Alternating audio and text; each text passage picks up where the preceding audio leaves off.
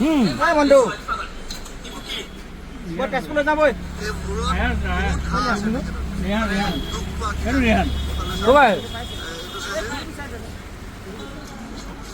ৰিহানক মাত্ৰ দে ৰিহান এইটো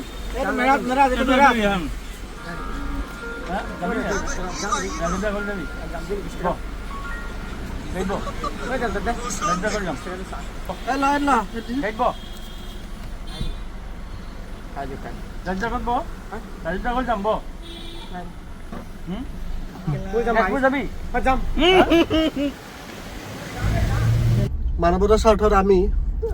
যিটো কৰ্ম আমি কৰি আছিলোঁ তাৰ ভিতৰতে এজন বিশেষ ব্যক্তি আছিলে এইজন যি বৰ্তমান আপোনালোকক দেখালোঁ মণ্টু মণি তেখেতক বৰ্তমান বহুত লোকে যি মোক লগ পাইছে বা বহুত লোকে বৰ্তমানলৈকে আমাক কৈ আছে যে যিজনক নিছিলা তোমালোকে সেইজন ব্যক্তি বৰ্তমান আকৌ দেখোন তেনে অৱস্থাতে ইয়াতে আছে শিৱসাগৰতে মূল কথাটো আজি বহুদিন পিছত আপোনালোকৰ আগত কথাষাৰ ক'ব লৈছোঁ কথাটো হৈছে এয়াই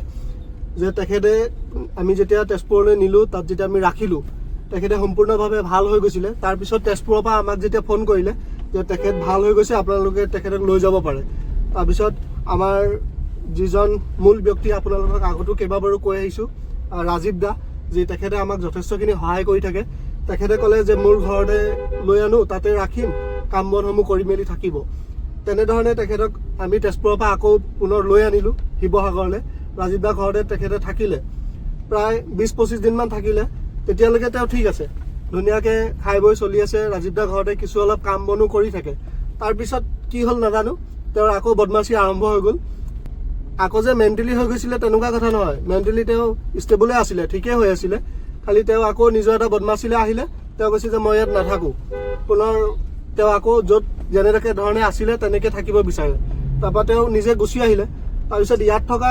দুজনমান ব্যক্তিয়ে আকৌ পুনৰ তেখেতক ৰাজীৱ দাৰ ঘৰলৈ লৈ গ'ল যে তই ইয়াত থাকিলে বেয়া হৈ যাবি আগৰ নিচিনা ইয়াতে থাক আকৌ 2-3 দিনমান থাকে আকৌ গুচি আহে আমিও দুবাৰমান তেখেতক আহি মেলি লৈ গ'লোঁ তেখেতে থাকিলে আকৌ 2 দিন থাকে আকৌ গুচি আহে তাৰপিছত আৰু কি কৰিব জোৰ জবজ কৰিতো তেখেতক ৰাখিব নোৱাৰি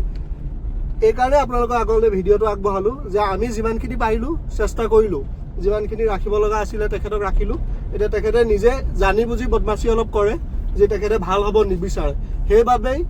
আজি এই ভিডিঅ'টো আপোনালোকৰ আগলৈ আগবঢ়াই মেলি ক'লোঁ যে ইয়াত আমাৰ কোনো তেনেকুৱা ধৰণৰ ভুল নাই বা আমি দায়িত্বৰ পৰা আঁতৰি দিয়া নাই আমি যিমানখিনি কৰিব লগা আছিলে কৰিলোঁ এতিয়া বাকীখিনি তেখেতৰ কথা তেখেতে যেতিয়া নামানেই নাথাকেই সেইখিনি দায়িত্ব আৰু আমি ল'ব নোৱাৰোঁ বাকী এইকেইজন ব্যক্তি যি যথেষ্টখিনি লাগি মেলি আছিলে এজনো বিশেষ ব্যক্তি যি চাদিগুদা তেখেতেও যথেষ্টখিনি লাগি আছিলে যি ভিডিঅ'টো দেখিছিলেই আৰু পুনৰবাৰ এই ভিডিঅ'টোৰ দ্বাৰা আপোনালোকক ক'ব বিচাৰোঁ যে আমি অতি সোনকালে মানৱতাৰ স্বাৰ্থত আমি কৰ্মসমূহ কৰি গৈ আছিলোঁ সেই কৰ্মসমূহ পুনৰবাৰ